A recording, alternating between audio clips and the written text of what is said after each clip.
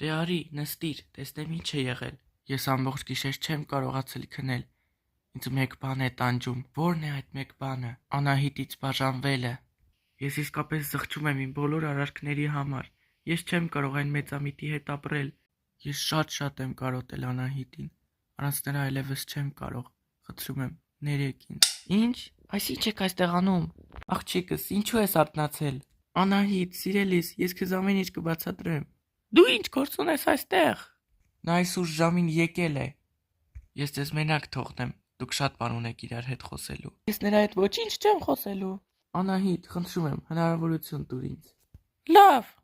Դե ասա, ինչ է պատահել։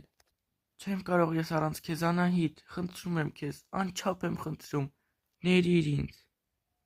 Գիտես, այսքան դժվարություններից հետո ես մեկ բան հասկացա հենց այս պահին։ Ինչքան էլ դու ինձ դավաճանել ես, վիրավորել, ստորացրել, ես մեկ բան հասկացա։ Քեզ չներելով ես սպանում եմ ինձ, եւ ես չեմ կարող պարզապես քեզ թողնել այսպես։ Ինչքան էլ դու չարացար, դու մնացիր իմ սիրելի ամուսինը։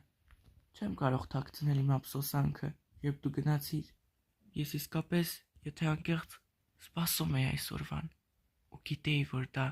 օրերից մի օր լինելու է։ Ճիշտ ես, ես խափնվեցի այն մեծամիտի ունեցվածքի ու գեղեցկության վրա,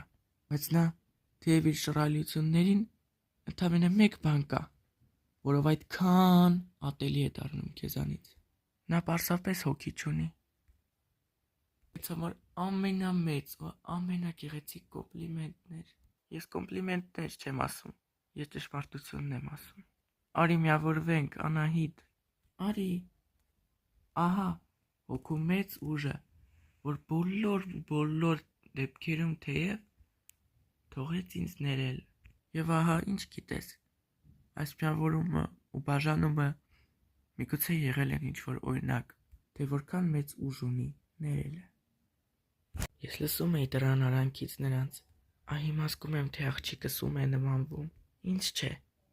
այլ ճշմարիտին։ Կարող եմ իսկապես ասել, հպարտանում եմ քեզանով, իմ դուստր։